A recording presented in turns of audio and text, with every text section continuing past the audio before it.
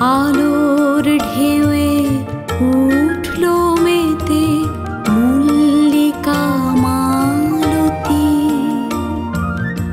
আলোর স্রোতে পাল তুলেছে হাজার প্রজাপতি,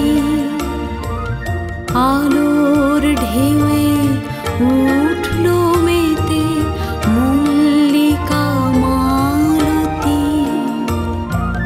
মেঘে মেঘে শোনাও ভাই যায় না মানিক গোনা,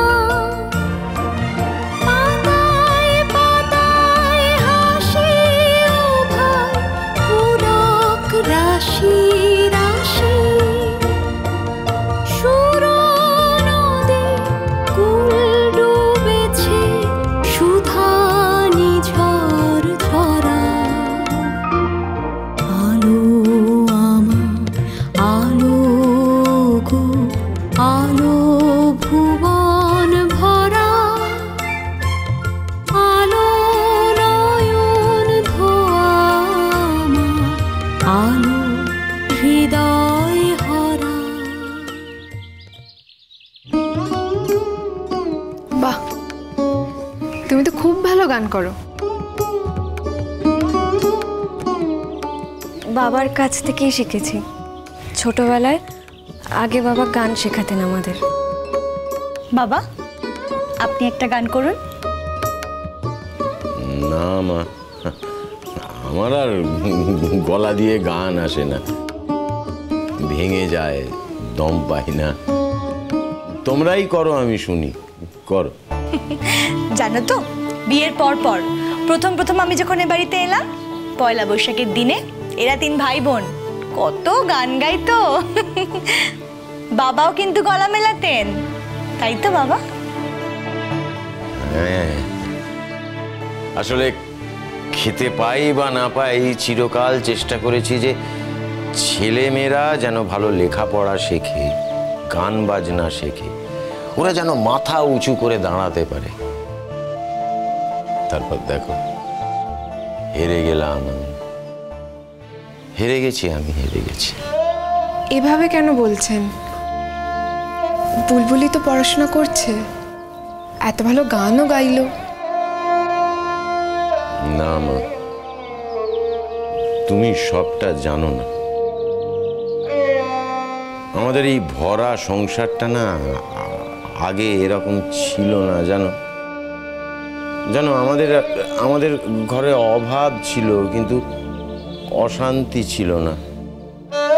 আর আজ দেখো, শান্তিটাই নেই।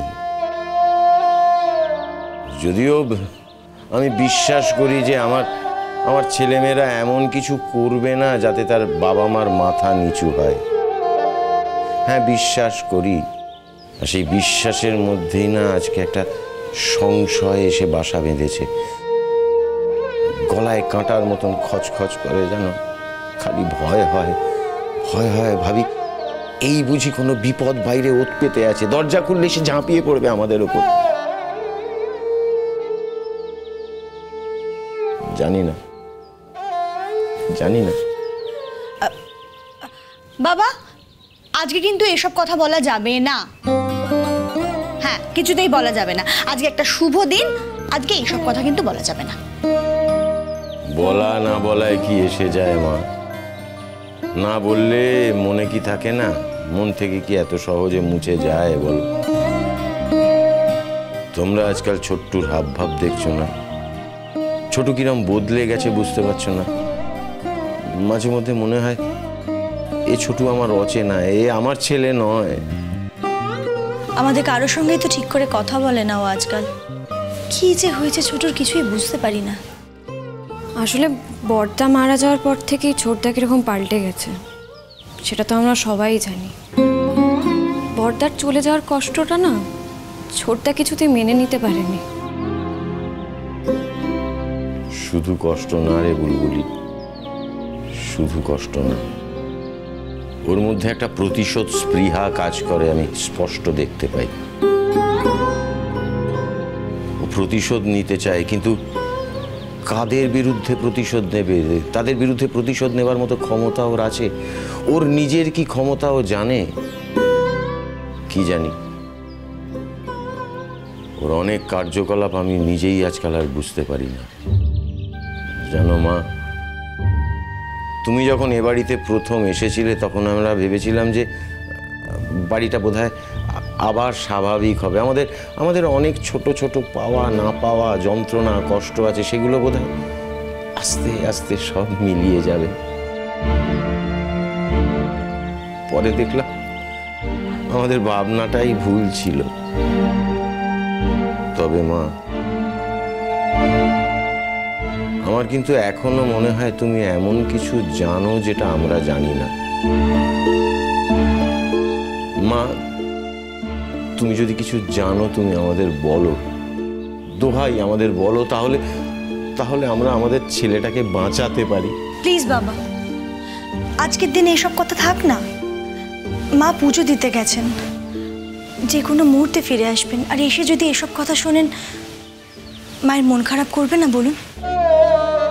এমনি মা অনেক টেনশন নিয়ে থাকেন, তার মধ্যে আপনি আর মায়ের টেনশন বাড়াবেন না। মারে, তোর মায়ের টেনশন আমি বাড়াই আর না বাড়াই, তোর মা সব অনুমান করতে পারে, সব অনুমান করতে পারে, কিন্তু মুখে কিছু বলতে পারে না, আর আমি সব বলে ফেলি। যাকে বাদ দেবে। দিঠি মা, তুমি গান জানো না মা? আমার মা খুব ভালো গান জানে। বাহ, দিঠি, তোমার বাবা মার সঙ্গে আলাপ করার আমার খুব ইচ্ছে রইল। দেখো মা, আমার ছেলে সম্পর্কে তুমি যাই ভাবো না কেন, ও যেমনই হোক না কেন, তোমাকে একটা কথা বলি মা, আমার ছেলে কখনো তার বাবা মায়ের বিরুদ্ধে যায়নি। আমাদের আপত্তির বিরুদ্ধে গিয়েও কখনো কিছু করেনি। আমরা যদি কখনো কোনো কিছুতে রুখে দাঁড়াই, ও তার বিরুদ্ধে যায়নি কোনো দিন। আর সেই জায়গা থেকেই বলছি, তোমার যদি মনে হয় তুমি তোমার বাড়িতে ফিরে যাবে, তুমি আমাকে বলো, আমি নিজে কালকে তোমাকে গিয়ে বাড়িতে দিয়ে আসবো। আমার যদি কখনো এরকম মনে হয় আমি আপনাকেই বলবো, আপনি শুধু শুধু এত চিন্তা করবেন না। দিঠি, তোমার মা যখন গান জানেন, তুমিও নিশ্চয়ই গান জানো। ওরমভাবে আমি শিখিনি কখনো, তবে একদম জানি না বললেও ভুল বলা হয়। বাহ, তাহলে একটা গান করো না মা। কি জানো, গান শুনলে না মনের মধ্যে জোর পাই, মনের মধ্যে ধোঁয়াশাগুলো সব কেটে যায়। করো না মা, একটা গান করো না। হ্যাঁ গো, একটা গান করো না প্লিজ, একটা গান করো।